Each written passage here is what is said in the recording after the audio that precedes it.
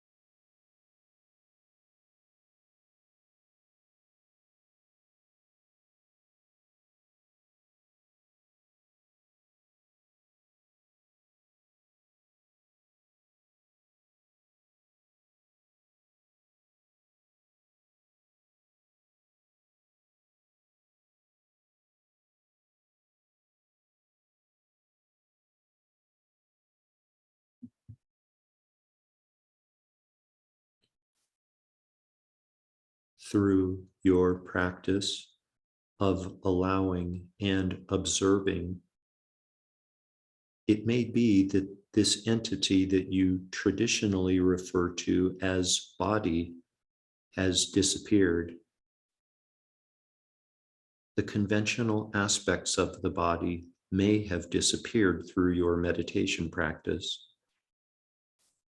The parts of your body may have disappeared, and all that you really notice is an absence of anything that we can inherently call body. If this is your experience, this is very powerful, very meaningful experience of the emptiness of your body. Just continue to be this silent observer and trust that your practice is moving in the right direction.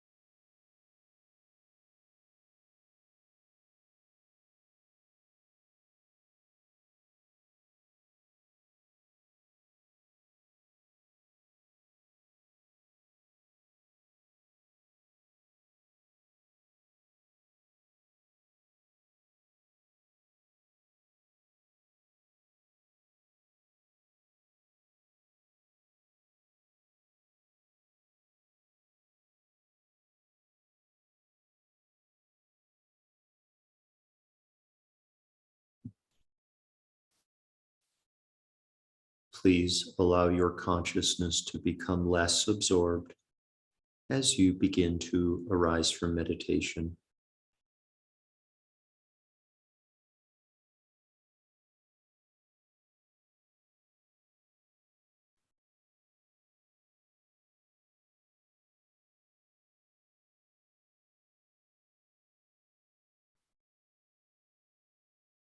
We dedicate all of the merit from this morning's meditation and Dharma talk to world peace. May all beings, without exception, be completely free from all forms of mental and physical suffering. May all beings, without exception, be happy, peaceful, contented, and free.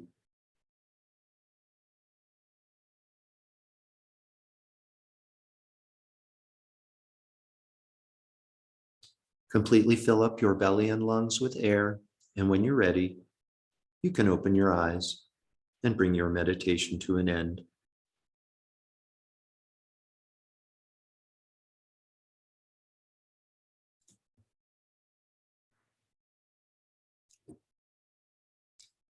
Thank you, everyone, and welcome back.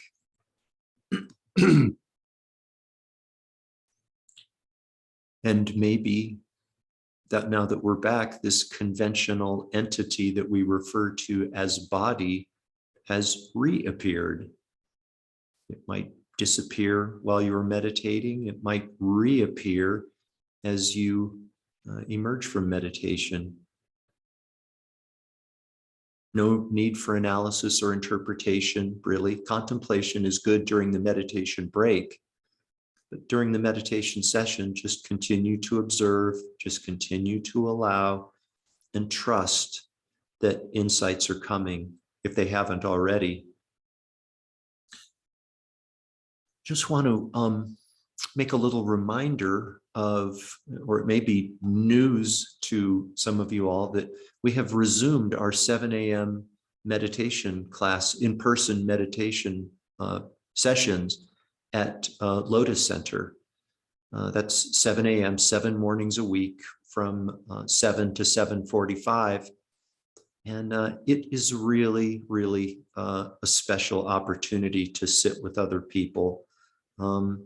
It's difficult to explain how it works, just that it does work, this practice of sitting with others. I've said a few times in the past, there's no substitute for individual practice where you sit by yourself, and there is no substitute for sitting with Sangha while you practice.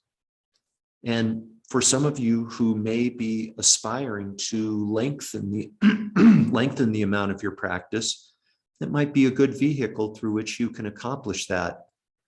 You might be interested in increasing the length of your sit from, I don't know, from 15 minutes to 30 minutes, or maybe from 30 minutes to 45 minutes. Coming to the 45-minute sit that we have here is might be a good opportunity to lengthen your practice. There's no charge, it's by donation, and at 7 a.m. somebody rings a bell. 45 minutes later, somebody rings a bell, and that's it. That's the sit. So, just one other sort of kind of housekeeping share that I'd like to make has to do with an email that I sent out yesterday that just acknowledged the fact that for the last few weeks, our attendance at the Monday and Friday morning classes has been fairly light, which isn't a problem. Not a problem. I don't have any expectations regarding attendance or any other aspect of the class. And at the same time, to observe kind of a reduction in attendance, it's incumbent upon me, I think, to just check in and make sure that the classes are working for everybody.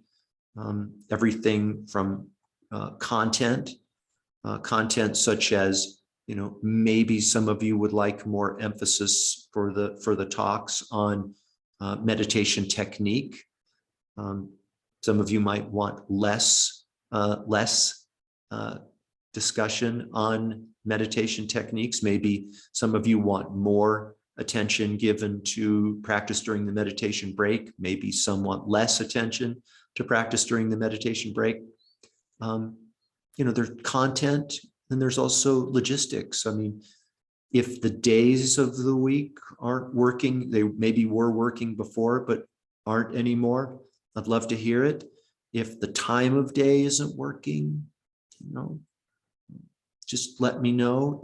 Really any aspect. This is your opportunity to kind of think about what you need and share that with me if you feel comfortable doing so with regard to this time that we spend together on Monday and Friday mornings.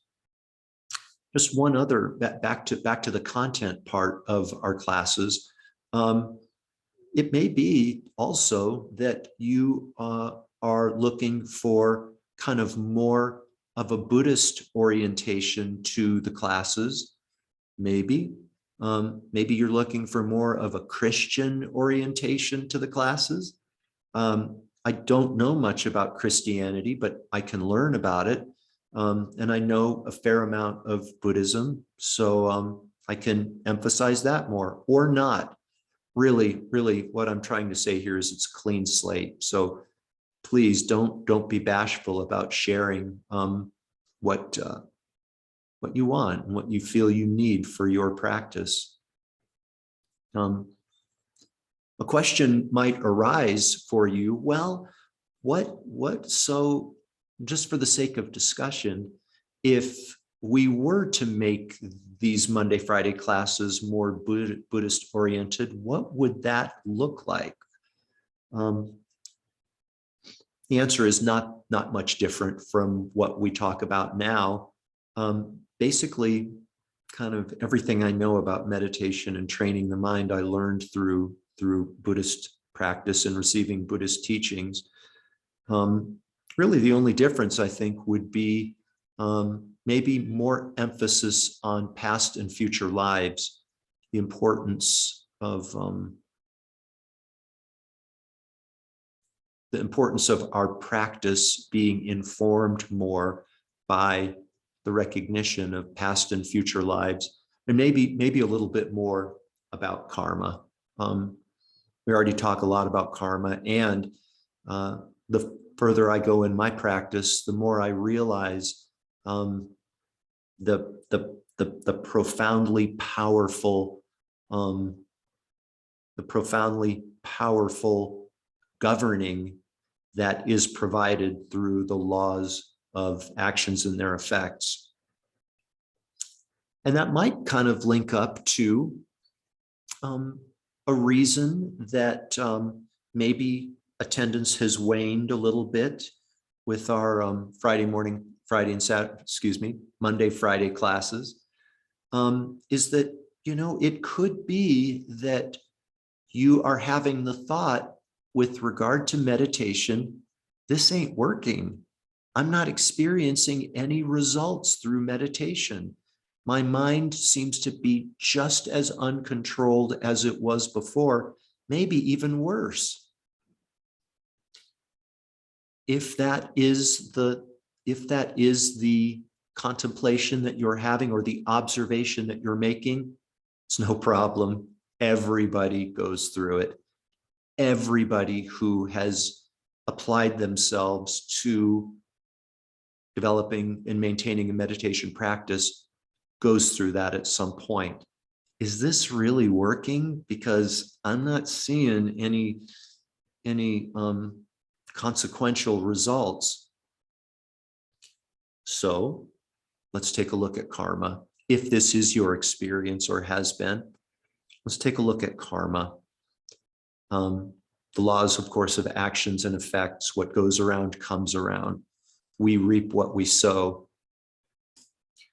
To kind of link up karma to our meditation practice, I'd like to share a real life example, and it has to do with the property where I live here in Silver City. So I've got like the kindest landlords ever. They're so great. And I have a little detached casita on this property. And then my landlords live in the main house, and they're very avid gardeners. They're really avid gardeners. And it's a husband and wife couple, and the husband, Spike, is particularly committed to growing grapes. Okay, he has grapevines on the property at different places. So there's one grapevine that he planted a few years ago that's now bearing fruit, grapes, like delicious green grapes, like clusters and clusters of them. And then just recently, Spike also planted some grape seeds on the other side of the property. Okay, I think they're like Concord grapes, maybe. So just recently planted those seeds over there on the other side of the property. Real life example here, okay? So let's say that one morning, Spike goes to the established grapevine and picks a cluster of grapes and puts them in a bowl in his kitchen, which he's going to enjoy for his breakfast. Going to have some grapes for breakfast, okay? And let's say, but before he says, before he enjoys his breakfast, and before it gets too hot outside, he's going to plant some seeds over on the other side of the property to create some new grapevines, some Concord grapes. Like one person picks the grapes, the green grapes, puts them in a bowl in its refrigerator, says, this is going to be my delicious breakfast. But first I'm going to plant these seeds over here on the other side of the property, these Concord grape seeds. So he does that and he goes back in to enjoy his breakfast. I feel fairly certain that Spike would recognize, as it relates to actions and effects, that the grapes that he is enjoying in that moment are a result of seeds that he planted years ago for the original grapevine, right? He's not going to have the thought, oh, these seeds that these Concord, the seeds that I planted 15 minutes ago are not the cause for me enjoying this bowl of green grapes. That's a cause, that's a seed that I planted, a cause that I created for grapes that I'm going to enjoy at some point in the future. Hopefully, if insects don't get to it, or, I forget to water it or something like that, right? What we can say about Spike and his grapes is that what he, and this is really important, I appeal to you to commit this to memory. With regard to the grapes, what Spike is experiencing right now has nothing to do with what he's doing right now. The green grapes that he's enjoying have nothing to do with the seeds that he planted 15 minutes ago. So it is with our meditation practice. What you're experiencing right now in your meditation practice, even while you're sitting in practice, especially while you're sitting in practice, what you're experiencing right now has nothing to do with what you're doing right now. The experience that you're having in this moment during meditation is an effect or result of seeds that you planted a long time ago. Okay, whatever they might be.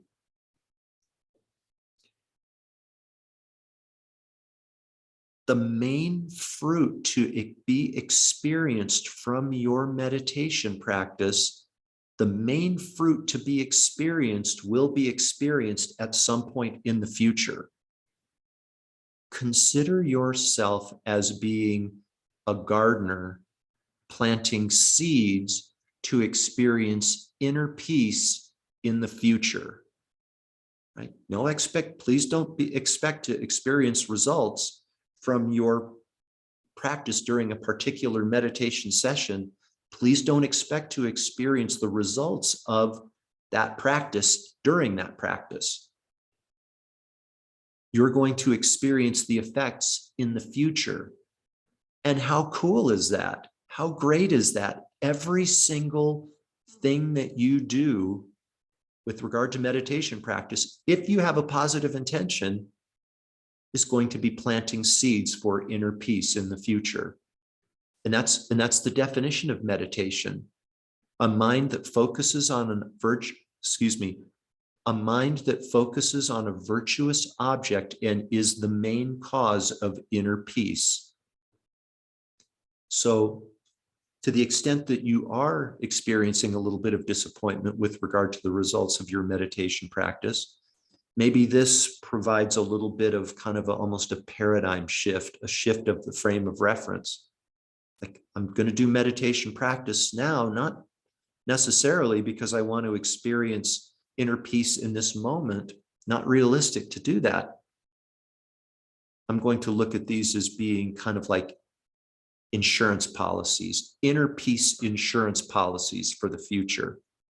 I'm going to plant these seeds. I was thinking about an analogy like this of these old things, these savings bonds. I'm not even sure if they even exist anymore, but kind of how it works is you buy a savings bond at a certain dollar amount and you just like put it away.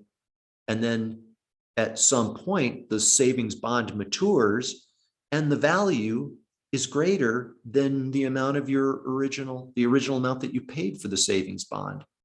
It's kind of like that with meditation, planting seeds for the future.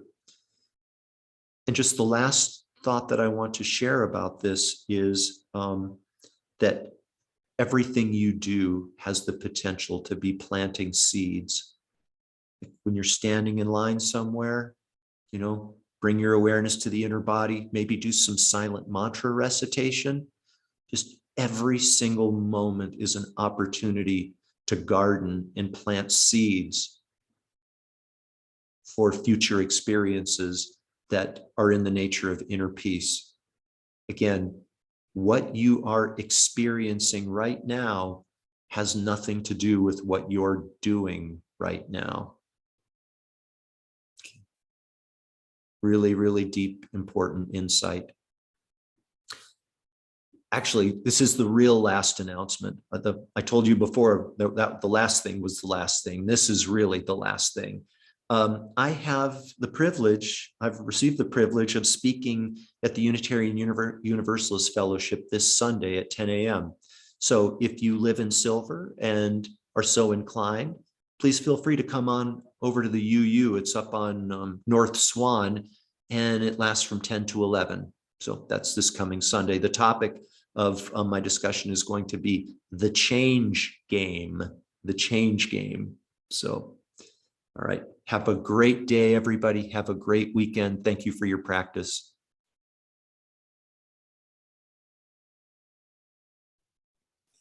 Thank you, Jeff.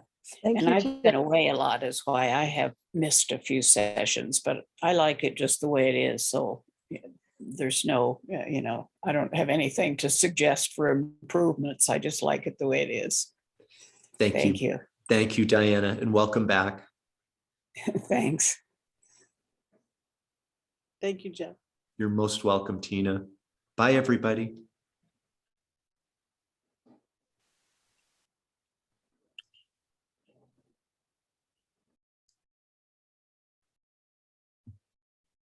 Bye-bye, Linda.